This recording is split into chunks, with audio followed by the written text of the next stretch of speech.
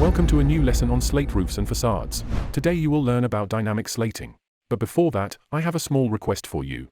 If you are interested in slate roofs and facades, write in the comments what you would like to know, what questions you are interested in, and I will prepare the next video about this. Ready to reveal all the secrets to make it easier for you to go this way. And we continue.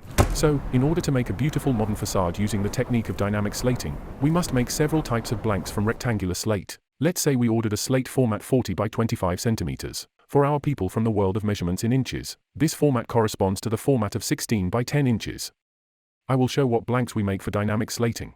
In order to perform dynamic slating, we must cut stones of various heights, while the width remains constant.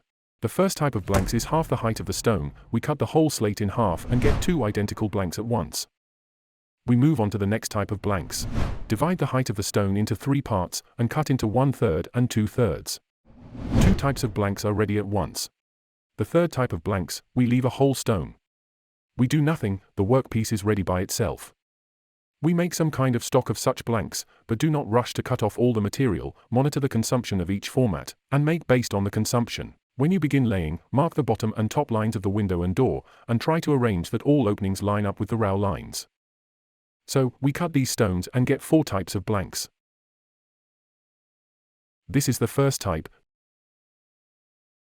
This is the second. This is the third. And this is the fourth. We point the cut part upwards, because you will cut the workpiece quickly and not super perfectly. The minimum overlap on the facade is 4 centimeters. You can make 5 centimeters so that you have more space for punching holes. Do this at the stage of making blanks, immediately struck, and you do not have to do it on the scaffolding. Punch these holes in the middle of the overlap area so that the fasteners are not visible when viewed from the bottom up. Punch holes from the back so that the head of a nail or screw is sunk and does not protrude stones. I will mark the visible part of the stone with arrows, do not confuse. You may have errors in the cut, we hide it inside.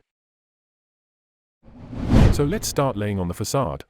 To watch the rest of the tutorial, follow the link below this video. There you will need to leave your email. This is so that we can inform you about new video tutorials. It's fast, go and watch right now.